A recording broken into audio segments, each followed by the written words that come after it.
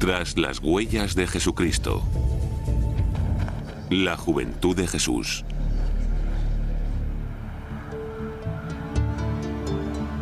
Hacia el año 30 después de Cristo, Jesús de Nazaret fue detenido en Jerusalén y condenado a la cruz. Cuando sus aterrorizados discípulos huyeron, recayó en José de Arimatea, un seguidor secreto, enterrar el cuerpo destrozado de Jesús. José lo envolvió en una sábana limpia y lo depositó en su propio sepulcro, acabado de excavar en la peña. Después puso una piedra grande en la puerta del sepulcro y se fue. Y ahí pudo haber terminado la historia. Pero de hecho, ese solo fue el principio. Según los evangelios, 3 días más tarde, la acongojada madre de Jesús y María Magdalena fueron testigos de una desconcertante visión. Y encontraron removida del monumento la piedra, y entrando, no hallaron el cuerpo del Señor Jesús. La fe en aquella tumba vacía ayudó a lanzar el cristianismo como religión mundial. Pero el sagrado símbolo de la resurrección pronto desapareció en un catastrófico acontecimiento. En el año 70 después de Cristo, unos 40 años después de la muerte de Jesús, las legiones romanas quemaron la ciudad santa de Jerusalén. En alguna parte, bajo las humeantes ruinas, yacía la tumba sin nombre de Jesús, perdida y olvidada. Hasta 300 años más tarde, cuando una resuelta mujer llegó en busca del lugar. Su nombre, Helena Augusta, la madre del primer emperador cristiano de Roma, Constantino el Grande. En cierto modo, ella es la primera arqueóloga, por el hecho de que no solo establece la tradición de que fue ahí donde sucedió, sino que excava a través de los estratos. Y en Jerusalén, excava para encontrar el lugar del Santo Sepulcro.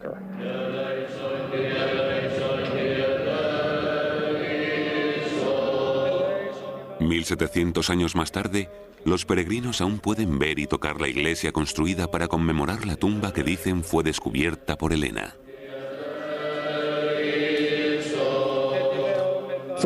Desde aquí se accede a la rotonda, que es el centro, el punto principal de la iglesia. En el corazón de la rotonda se encuentra hoy una capilla que señala el sepulcro del propio Cristo. La cúpula es moderna, mientras que los pilares, aunque restaurados, son originales y datan de la época del emperador Constantino. Esto es, el siglo IV después de Cristo.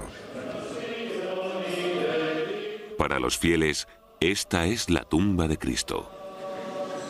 ¿Pero fue Jesús enterrado realmente allí? La respuesta podría estar en el increíble viaje de fe y descubrimiento de Helena, la primera peregrinación cristiana a Tierra Santa. Empezó en el otoño del año 326. Pese a tener casi 80 años, Helena realizó la ardua travesía de Roma a Palestina, rodeada de un pequeño ejército de cortesanos, soldados y oficiales. Entre ellos se encontraba Eusebio, el obispo de Cesarea, que inmortalizó su viaje. La emperatriz quiso prestarle la reverencia debida a la tierra que habían pisado los pies del Salvador, de acuerdo con las palabras proféticas que dicen: «Oremos en el lugar que hollaron sus pies». En su afán por seguir las huellas de Jesús, Helena había tenido un asombroso éxito. De hecho, a pesar del paso de 300 años, identificó el lugar del bautismo de Jesús en el Jordán. Luego, en el Monte de los Olivos, se arrodilló donde Jesús dijo por primera vez el Padre Nuestro. Y en Belén, desenterró la misma cueva de la Natividad. Durante los próximos 1700 años, innumerables peregrinos venerarían estos lugares. No hay duda de que ella es de mucha importancia para establecer los lugares santos. Ella inició muchas de las tradiciones en el siglo IV, pero que sean o no genuinos es otro tema. Creo que el único lugar que tiene bastantes posibilidades de ser auténtico es donde está localizada la iglesia del Santo Sepulcro. Debajo de la iglesia del Santo Sepulcro se encuentra una de las cuestiones más apasionadamente debatidas en la arqueología del Nuevo Testamento: Y ese es el lugar donde la leyenda de Helena alcanza su clímax. Cuenta la leyenda que Helena va a Jerusalén para intentar encontrar el lugar donde Jesús resucitó. Busca la tumba en Jerusalén y le pregunta a las gentes de allí si están enterados de la tradición de dónde está. Algunos le señalan que creen que se encuentra justo debajo de un templo que habían construido, un templo romano pagano.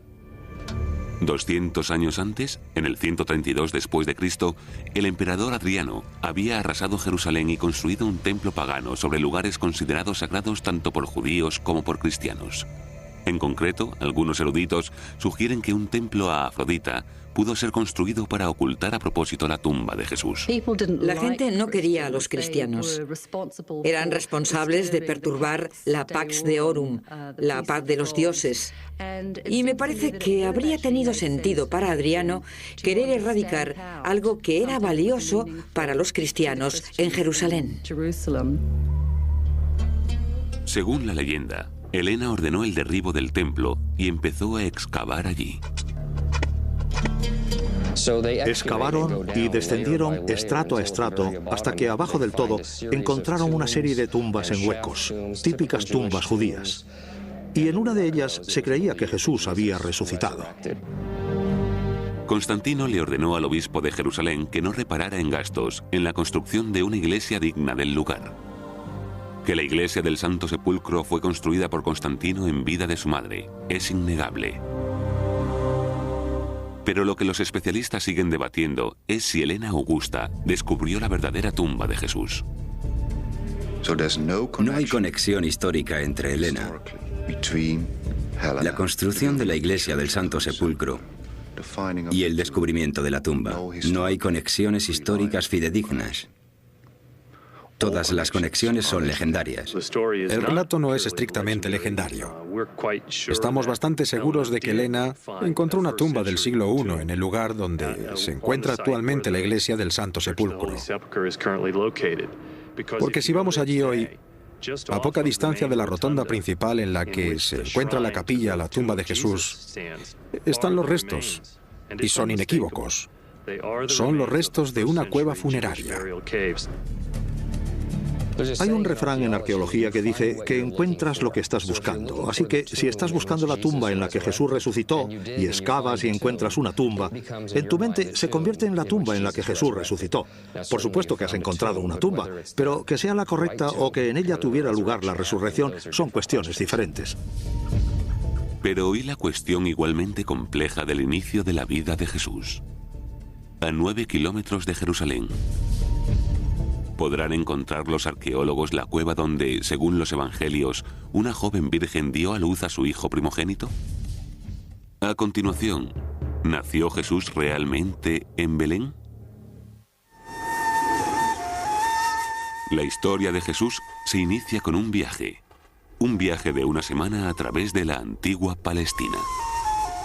José subió de Galilea, de la ciudad de Nazaret a Judea, a la ciudad de David, que se llama Belén, por ser él de la familia de David, para empadronarse con María, su esposa, que estaba encinta. Como dicen los evangelios, tras la agotadora caminata hasta Belén, en las circunstancias más humildes, María dio a luz a un niño al que llamó Jesús. 300 años más tarde, la emperatriz Helena Augusta llegó a Belén. Cuando la gente del lugar informó a Helena de que un templo ocultaba la cueva en la que hacía mucho tiempo que se sabía que había nacido Jesús, ordenó que fuera derruido. Y cuando las rocas superfluas fueron extraídas, una cueva quedó al descubierto. Bajo la supervisión de Helena, se construyó una iglesia sobre el sagrado lugar. 17 siglos más tarde, cristianos de todo el mundo vienen aquí, a la iglesia de la Natividad, para celebrar el nacimiento de Cristo. ¿Pero es este el lugar histórico auténtico? ¿Nació Jesús en Belén? Yo mismo no tengo conocimiento de ninguna prueba arqueológica de que Jesús naciera en la gruta debajo de la iglesia de la Natividad en Belén. Jesús bien pudo haber nacido en Belén de Judea, como dicen los evangelios de Mateo y Lucas. Tal vez tengan información histórica fidedigna y solvente. Creo que es impertinente descartarlo y decir que no es más que mito y tradición. El debate dista mucho de ser nuevo. De hecho, empezó en el siglo XIX con una épica búsqueda del Jesús histórico. En aquel entonces, los evangelios eran en esencia la única fuente de información. Usar los evangelios para la investigación histórica sobre Jesús es un poco como intentar ver a través de un vitral. Los vitrales no son para mirar por ellos, son para contemplarlos. Son obras de arte al igual que los evangelios. Son obras de arte literarias. Quienes los escribieron no pensaron que estaríamos aquí haciéndonos preguntas históricas 2000 años más tarde. En el siglo XX, muchos eruditos concluyeron que los evangelios solos tal vez nunca podrían revelarnos el pasado del todo. La nueva búsqueda histórica de Jesús estaba llegando a callejones sin salida, porque lo que teníamos en realidad era 4 documentos, Mateo, Marcos, Lucas y Juan, y no hacíamos más que volver a barajar las mismas pruebas, una y otra vez. Y empecé a tener dudas, y al final, mucha otra gente también. ¿Tenemos nuevas pruebas que nos ayuden a resolver todos estos misterios sobre el Jesús histórico? No había, en efecto, nuevas pruebas sobre el terreno. En el siglo XX, el relativamente nuevo campo de la arqueología cogió su ritmo científico. Estudiosos con una Biblia en una mano y una pala en la otra se dirigieron a Tierra Santa. Allí, Belén estuvo entre los primeros lugares examinados. La Orden Franciscana de los Hermanos Menores, custodios de muchos de los lugares santos cristianos desde el siglo XIII, promovieron las excavaciones en Belén. Algunos historiadores creen que desenterraron pruebas sólidas de la Natividad. Creo que Jesús nació en Belén. Las pruebas arqueológicas que tenemos muestran que las cuevas situadas debajo de la iglesia fueron efectivamente ocupadas como cuadras y almacenes en el siglo I, justo cuando damos por supuesto que se usaron para el nacimiento de Jesús. Encima de esas antiguas cuevas, los franciscanos dejaron al descubierto estratos de iglesias que se remontaban a Helena y el siglo IV. ¿Pero prueba la antigüedad del lugar su autenticidad histórica? Hay una diferencia total entre un lugar histórico y lo que podríais llamar un lugar litúrgico, donde algo pasó y donde algo se celebra. Por ejemplo, cuando la emperatriz Helena llega con mucho dinero para construirte una iglesia, no le dices, bueno, Su Alteza Imperial, no estamos seguros de dónde sucedió. Le dices, aquí es donde lo hemos celebrado tradicionalmente. Ahí es donde construyes la iglesia y ahí es donde vas a celebrar el hecho aunque no sucediera ahí. Otros historiadores alegan que los cristianos de la zona sabían exactamente a dónde llevar a Helena. La memoria de los cristianos en Tierra Santa estaba muy en sintonía con una memoria histórica concreta. Recordemos que para ellos, el hecho de que Jesús fuera Dios convirtiéndose en hombre hace que las circunstancias físicas de la vida de Jesús eran en efecto muy importantes. Lo que resalta en Belén es la cueva en la que nació Jesús. Así que para mí eso está unido a una memoria local muy concreta. Tal vez la arqueología no pueda resolver este debate. La iglesia de la Natividad en la Cisjordania, arrasada por la guerra, ahora está cerrada a más excavaciones. Pero un nuevo y asombroso descubrimiento arqueológico podría indicar que Jesús nació en efecto en Belén, pero no en el de Judea. Creo que Jesús nació en Belén de Galilea, a donde se puede ir fácilmente a pie desde Nazaret, el lugar donde se crió. Estudiando el Nuevo Testamento, el historiador Bruce Chilton hizo un asombroso descubrimiento, una referencia a un lugar antes desconocido, llamado Belén. Una aldea en Galilea a 160 kilómetros de la tradicional iglesia de la Natividad en Judea. Si José fuera oriundo de ese Belén, la versión de los evangelios tendría más sentido geográficamente. En lugar de hacer cruzar a María 160 kilómetros de tierra palestina al final de su 9º mes de embarazo, José simplemente la habría llevado a poca distancia de Nazaret a su casa en una aldea vecina. Arqueólogos israelíes excavando en la aldea de Belén de hoy día en Galilea descubrieron pruebas que respaldan la teoría de Chilton. Vasijas de cerámica exclusivas a la cultura material de los judíos de Palestina. Estas vasijas son universalmente aceptadas por los arqueólogos como indicadores étnicos. pruebas de la habitación judía de un lugar en el siglo I. ¿Son estos descubrimientos lo bastante sólidos para contradecir 2000 años de tradición? La arqueología no puede confirmar ni negar si Jesús nació aquí o allá. Belén en Galilea, Belén en Judea. No hay forma, cuando encuentras una casa, una cueva, un pesebre, de determinar arqueológicamente que ese sea en efecto el lugar donde nació Jesús.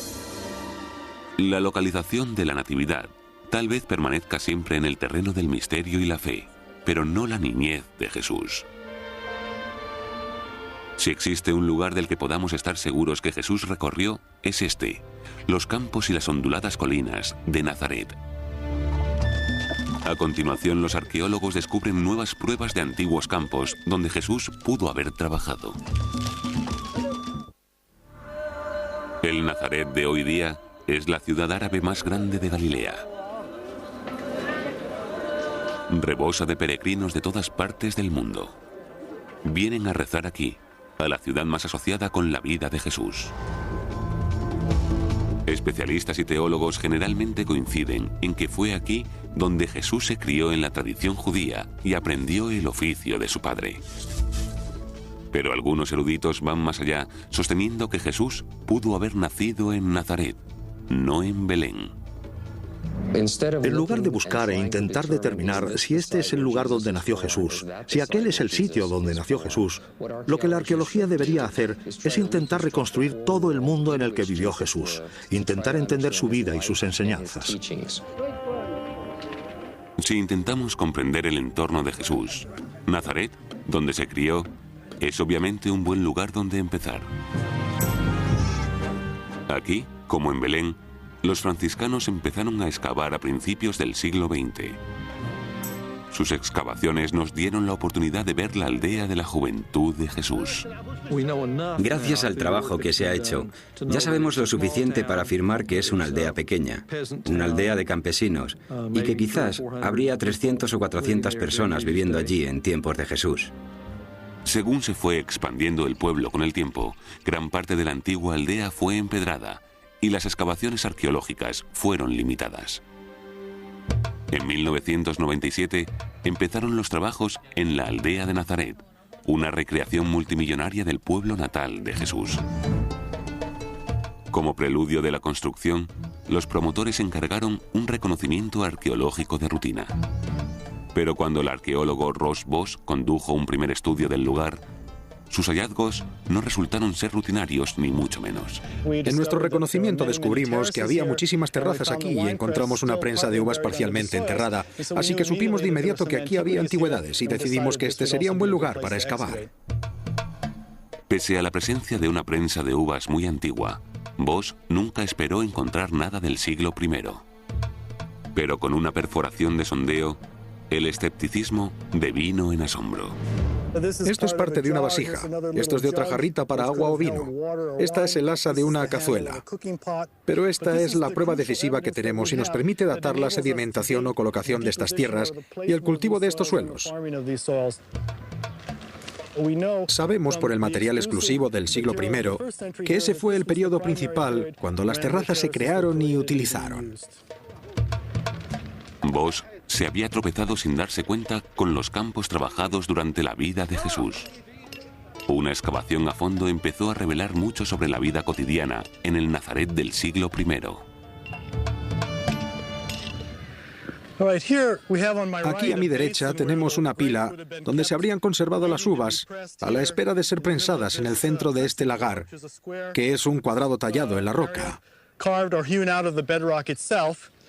Y cuando las uvas fueran pisadas por 2 o 3 personas, el zumo empezaría a bajar y caer en esta cuba donde se dejaría fermentar durante 2 o 3 días, lo que iniciaría el proceso de convertir las uvas en vino.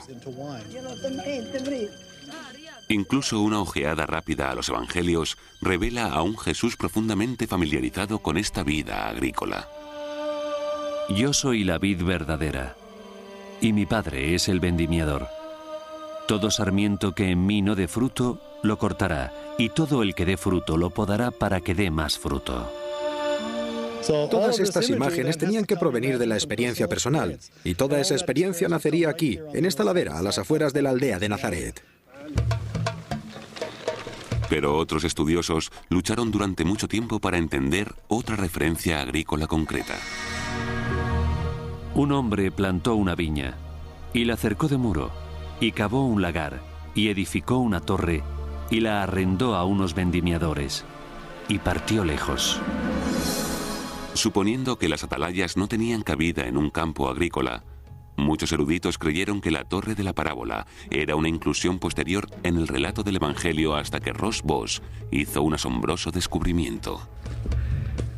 Conforme subo por esta colina que está muy erosionada y en la que vemos mucha roca expuesta donde las terrazas se han derrumbado y las tierras de cultivo han sido arrastradas, tenemos en este escalón una de las terrazas conservadas que acaba encontrándose con una gran atalaya de piedra. Y esta torre en concreto está apenas a 6 metros de otra atalaya más abajo en otro escalón. Y detrás de nosotros está la torre más grande. Boss había descubierto no una, sino 3 atalayas del siglo I en los campos de Nazaret. ¿Por qué estaban allí? ¿Qué vigilaban? La función de esas torres era proteger los cultivos durante la cosecha. Normalmente en agosto, cuando las uvas estaban maduras y listas para ser cogidas y llevadas a prensar para convertirlas en vino, con frecuencia era una tentación para los agricultores vecinos robar en los campos de al lado para conseguir una cantidad adicional de producto con la que pagar los impuestos. Así que en los meses de septiembre y octubre, cuando las uvas estaban maduras para ser cosechadas, la gente vivía en las torres de día y de noche durante esos meses para asegurarse de que nadie fuera a robarles. Estas ruinas son un eco del pasado, de la constante lucha por la existencia que definió las vidas de los campesinos del siglo I. Campesinos como Jesús de Nazaret. Alguien como Jesús vendría aquí regularmente para ayudar con la cosecha, para ayudar con la conservación de las terrazas, para pisar la uva en el lagar, para recoger las aceitunas y prensarlas para hacer aceite. Cualquiera de la aldea se pasaría la mayor parte de su tiempo fuera, en los campos, y sin duda Jesús estuvo allí. ¿Pero fue este todo el mundo de Jesús? Uno de los hallazgos más sorprendentes del siglo XX indica que después de todo, la juventud de Jesús pudo no estar limitada a las atalayas y los campos de Nazaret. De haber venido a Nazaret cuando Jesús tenía 20 años y haber dicho, quería hablar con Jesús, probablemente nos habrían dicho, pues está allí, en Séforis. Tras la natividad y una mención de pasada a la niñez de Jesús en Nazaret, los evangelios guardan silencio. Cuando volvemos a encontrar a Jesús, ya tiene alrededor de 30 años y está a punto de ser bautizado. En el intervalo se encuentra la juventud perdida de Jesús. El deseo antiquísimo de rellenar las páginas que faltan en la biografía de Jesús ha producido relatos tan extravagantes como el de un Jesús adolescente viajando a la India para intercambiar conocimientos con Buda. Irónicamente, un descubrimiento arqueológico moderno indica que Jesús tal vez solo necesitó desplazarse a 1 hora de su casa para entrar en un mundo que le era totalmente ajeno. Jesús tal vez pasó su juventud en la cosmopolita ciudad de Séforis. En 1931, el arqueólogo pionero Leroy Waterman descubrió la antigua Séforis apenas a 11 kilómetros de Nazaret. Aunque la ciudad era conocida desde hacía mucho por la literatura rabínica como un centro de vida y aprendizaje judío, Waterman se sorprendió al descubrir los restos de una metrópoli de estilo romano. Ahora nos encontramos en la parte central de la calle con columnatas, por donde circulaban los carros en la antigüedad. Al otro lado estaba la acera empedrada con mosaicos. Estaban bordeadas de columnas y sobre ellas descansaba un techo que cubría las aceras. Luego tenemos las entradas de las tiendas, que estaban construidas aquí, a lo largo de la calle principal de Séforis. Cuando Waterman fechó provisionalmente esta sofisticada ciudad en los tiempos de Jesús, esto conmocionó al mundo de la erudición del Nuevo Testamento. La primera fase de la excavación reveló la gran urbe, lo cosmopolita que era Séforis. Y entonces comprendemos que Jesús no creció en el aislamiento pueblerino. Lo que sucede ahora cuando incluimos a Séforis en el panorama es que muestra que justo al lado de Jesús había una comunidad urbana floreciente y cosmopolita que habría tenido un profundo impacto en la Galilea de Jesús.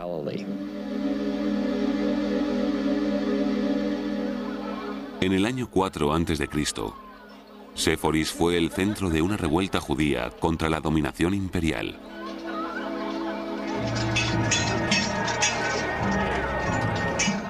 Según el historiador del siglo I, Josefo, los romanos respondieron al levantamiento con rapidez y dureza.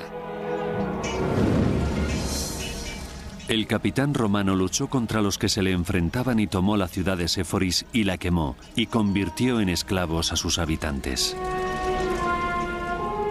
Menos de 10 años después, Séforis volvió a renacer de sus cenizas, esta vez como la nueva capital imperial de Galilea. Se estaba reconstruyendo toda una ciudad, y esto se estaba haciendo justo durante la infancia y primera juventud de Jesús. A mí me parece lógico que su padre, José, un carpintero, y él estuvieran allí trabajando. Jesús es llamado en los evangelios un tectón, alguien que trabaja con las manos. Y tradicionalmente lo hemos interpretado como que era carpintero. Según esta teoría, en realidad pudo haber sido un cantero trabajando, claro está, con las manos, y haber estado trabajando activamente en los proyectos urbanísticos de Séforis con su padre José. Para mí, de haber venido a Nazaret cuando Jesús tenía 20 años y haber dicho, querría hablar con Jesús, creo que probablemente nos habrían dicho, pues está allí en Séforis. No estoy seguro, pero sospecho que era ahí donde estaba. La idea de un joven Jesús absorbiendo cultura grecorromana mientras trabajaba en Séforis revolucionó a los eruditos del Nuevo Testamento. Pero según Zeb Weiss, director de la excavación de Séforis, fue la posible conexión de Jesús con el teatro de estilo romano, lo que suscitó más polémica. Desde aquí podemos hacernos una buena idea del auditorio cubierto al que 4.000 o 5.000 personas, residentes de Séforis y gente de fuera de la ciudad, de otras poblaciones, solían venir a ver las representaciones que se hacían en la ciudad. Ahora, una posibilidad es que Jesús hubiera ido al teatro y que de ahí adquiriera el concepto de hipócrita. La palabra griega hipócrita aparece 17 veces en las enseñanzas de Jesús en el Nuevo Testamento. Y cuando oréis, no seáis como los hipócritas que gustan de orar en pie en las sinagogas para ser vistos. Hipócrita en griego solamente significa actor de teatro. Jesús la usa para atacar a sus enemigos y acusa a la gente de ponerse máscaras, de fingir fachadas, por así decirlo, de ser actores antes que ser verdaderos devotos de Dios. Pero el problema es que el teatro puede no remontarse a la época de Jesús. Podría ser posterior a Jesús. Fechar la época del teatro juega un papel importante en una fase polémica de la excavación que empezó en la década de los 80, 50 años después de su primer descubrimiento. Aunque una nueva generación de arqueólogos seguía considerando a Séforis como decisiva para entender las influencias formativas de Jesús, no coincidían con los primeros eruditos en esta crítica pregunta. ¿Fue Séforis una ciudad grecorromana o judía cuando Jesús crecía cerca de allí? Durante los años de excavación en Séforis, he cambiado de opinión sobre el origen helenístico y romano del lugar debido a los numerosos gentiles que allí vivían, y he pasado a verla como una ciudad judía que había adoptado un barniz arquitectónico helenístico y romano. Uno de los aspectos claves para este cambio de opinión es que en edificio tras edificio encontramos vasijas de cerámica que son propias de los judíos del siglo I. Encontramos en edificio tras edificio mikvaot o baños rituales judíos. Nos encontramos junto a un baño ritual o mikvah, que data del siglo I o principalmente del segundo y tercero después de Cristo. Y aquí tenemos otro mikvah o baño ritual. Aquí hay un ejemplo y otro más allí. Esos mikvahs son de dos casas distintas y ahí hay un muro entre ellas. El hecho de que tengamos más de 20 mikvaos indica que la población que vivía aquí era en su mayor parte de identidad judía. Cuando además desenterraron monedas del siglo I, artefactos religiosos y tumbas, todos con imaginería típica judía, Weiss se convenció de que los primeros arqueólogos se habían equivocado. La Séforis del siglo I era una ciudad judía. Sin embargo, ¿por qué una ciudad judía tendría un teatro de estilo romano? Según Weiss, en los tiempos de Jesús no lo tenía. No hay forma de conectar el teatro con una cierta frase en el Nuevo Testamento y que eso indique que Jesús visitó Séforis o que tomó parte en la construcción del teatro. Las pruebas arqueológicas indican claramente que hablamos de un periodo posterior.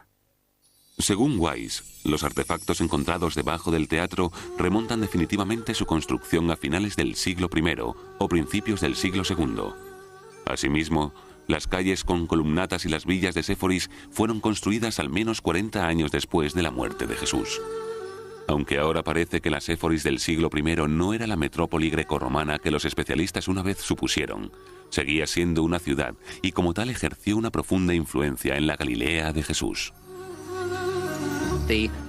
La romanización, la urbanización y la comercialización de Galilea hizo mucho impacto en la Baja Galilea hacia el año 20. Así que no me sorprende cuando dos movimientos populares, el del bautismo de Juan y el del reino de Jesús, surgen en los años 20. Las ciudades no traían más que problemas a los campesinos. De hecho, ciudades nuevas como Séforis ejercieron una enorme presión sobre los campesinos de Galilea. Las ciudades suponían impuestos más altos, pobreza y a la larga pérdida de tierras. Cuando Jesús dice en el Evangelio, bienaventurados los pobres, ¿significa esto bienaventurados los pobres de espíritu y se convierte en una preocupación espiritual? ¿O significa bienaventurados vosotros, los pobres, la gente de una clase socioeconómica que se siente desposeída? Cuando realizas excavaciones arqueológicas y ves los lugares de Séforis y Nazaret, tienes la sensación de que no solo había pobreza por un lado, sino también una riqueza considerable centrada en las ciudades. Y bendecir a los pobres alinea a Jesús social y políticamente con los primeros. Aunque nunca pisara Séforis, Jesús pudo ver su impacto a su alrededor. Y así, cuando Jesús oyó las palabras de un predicador del desierto que clamaba contra la injusticia, supo que había encontrado su alma gemela, el profeta Juan el Bautista. A continuación, ¿han estado venerando los peregrinos el lugar equivocado del bautismo de Jesús durante los últimos 1700 años? Hacia el año 20 después de Cristo, un profeta apareció en los desiertos de Judea. Su nombre era Juan, y apeló a la gente para que se arrepintiera y se bautizara en el río Jordán. Juan estaba preparando a la gente para el inminente advenimiento del Dios vengador. Dios vendría cualquier día para hacer de aquel injusto reino de Roma uno justo, recto y pacífico. Que Juan el Bautista es una figura histórica está bien atestiguado. No solo los evangelios, sino también Josefo lo describen como un santo varón que vivía en cuevas, vestía ropas de piel de camello y solo comía miel y langostas. Y los 4 evangelios también coinciden en esto. Jesús estuvo entre la muchedumbre bautizada por Juan. Si hay dos cosas de las que como historiador estoy seguro que le pasaron a Jesús, una es que fue bautizado por Juan el Bautista y la otra que fue crucificado. Bautizado Jesús, salió luego del agua. Y he aquí que se abrieron los cielos y vio al Espíritu de Dios descender como una paloma. Durante más de un milenio, los peregrinos han venerado un lugar en la margen izquierda del Jordán como el lugar del bautismo de Jesús. Pero nuevas pruebas asombrosas pueden indicar que ese lugar, localizado en el Israel de hoy día, tal vez sea el lugar equivocado desde el principio. En 1999, el arqueólogo jordano Muhammad Wahib hizo una afirmación incendiaria. Había encontrado el auténtico lugar del bautismo de Jesús en la margen derecha del río Jordán. Debemos decirle la verdad a la gente, que hemos descubierto el lugar. No estamos compitiendo con el otro lado, ni con los israelíes, ni los palestinos. Solo buscamos la verdad y la hemos encontrado. La certeza de Wahib descansa sobre uno de los tesoros arqueológicos más ricos jamás descubiertos en Oriente Próximo, con el que se encontró en 1996, cuando oficiales del ejército jordano le informaron de unas ruinas en tierra de nadie que habían sido destinadas a minas terrestres y malas hierbas. Excavando a lo largo del lecho del río ahora seco, Wahib se quedó estupefacto cuando descubrió los restos no de una, sino de 3 iglesias de los siglos V y VI, construidas una encima de la otra. Así que aquí estaba el altar de la iglesia y el suelo del mosaico que se ha salvado de la destrucción. Wahib se convenció enseguida de que estas iglesias fueron construidas por los emperadores cristianos bizantinos para conmemorar uno de los lugares más importantes de la cristiandad. Los bizantinos creyeron que Jesucristo estuvo ahí con Juan el Bautista. Así que este es un sitio sagrado para los bizantinos. Y de ese modo conocen el lugar exacto donde el Señor fue bautizado. Luego tenemos una escalinata conectada a esta iglesia, que desciende más de 22 peldaños, hasta una zona plana y ancha, cerca del agua donde los bizantinos creyeron que había estado el Señor. Todos estos símbolos son buena prueba de que los cristianos quisieron conmemorar su propio bautismo haciendo esto, grabando esas cruces en el muro. Wahib ha encontrado pruebas de peregrinación. Lo que comenzó con Helena en el siglo IV creció exponencialmente en los siglos siguientes. Pese a los graves peligros y las duras condiciones, miles de peregrinos viajaron a Tierra Santa, donde se construyeron instalaciones para recibirlos. A poca distancia a pie del lugar del bautismo en el lecho del río, Wahib encontró los restos de una de esas estaciones de peregrinos a la sombra de una colina, llamada por los árabes de la zona como la colina de Elías. En la estación de peregrinos había habitaciones para dormir. Había una cocina y a veces una casa de oración, una pequeña iglesia o capilla. Y al día siguiente se levantaban y continuaban su peregrinación a la colina de Elías. En la excavación cada vez más amplia, Wahib ahora ha centrado su atención en la colina de Elías. Para su asombro, descubrió extensas y fascinantes ruinas, incluyendo 3 iglesias, un monasterio y enormes piscinas bautismales. Desde aquí se puede ver esa piscina.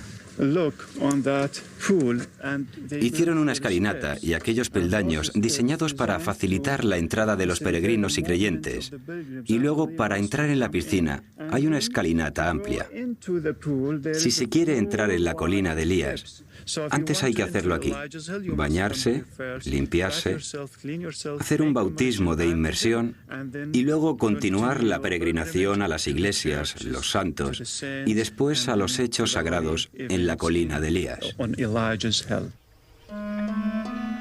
Pero ¿por qué los peregrinos cristianos abandonaron el lugar del bautismo en el lecho del río para visitar la colina de Elías? El sitio donde, según la tradición, el profeta del Viejo Testamento, Elías, ascendió a los cielos. Porque como Elías vino aquí, Juan el Bautista vino aquí. Para Wahib, todas las cosas se estaban aclarando. Esta era la zona descrita en los diarios de antiguos peregrinos como poblada con ermitaños que vivían en cuevas y monjes que, al menos ya en el siglo III, habían venido a vivir en el desierto de Juan el Bautista. Ya tenemos restos de 3 cuevas, hechas en la ladera occidental de la colina de Elías. Horadaron la roca e hicieron las 3 cuevas. Los monjes vivieron aquí a partir del siglo I después de Cristo, cuando Juan el Bautista empezó su misión y sus prédicas en el desierto y preparó a los discípulos de Jesucristo. Así que él inició su misión aquí y durante ese tiempo no hubo palacios, no hubo casas, solo las cuevas donde vivir como ermitaños. De manera que hemos descubierto los restos de los eremitas que vivieron aquí en esas cuevas con Juan el Bautista. Pero en los diarios de Helena, el peregrino más famoso de todos, Wahib encontró pruebas de que había descubierto restos conectados directamente con Juan el Bautista. La emperatriz Helena llegó al río Jordán, en el que nuestro Cristo y Señor fue bautizado por nuestra salvación, y cuando dijo que había cruzado el Jordán y encontrado la cueva en la que su precursor solía vivir, hizo que se construyera una iglesia en nombre de Juan el Bautista. Mirad aquí los cimientos de la iglesia. Construyeron delante del ábside. Ahora el ábside es la cueva, de modo que se convierte en el ábside de la iglesia. Pero fue junto a la iglesia donde Wahib encontró el hallazgo que más hace reflexionar pese a ser imposible de probar. Excavamos ahí, al lado de las vigas de madera, y encontramos una calavera. ¿Por qué una calavera sola enterrada aquí sin un cuerpo? Y la respuesta viene de las páginas del Evangelio de Marcos, capítulo 6, cuando Juan el Bautista fue decapitado.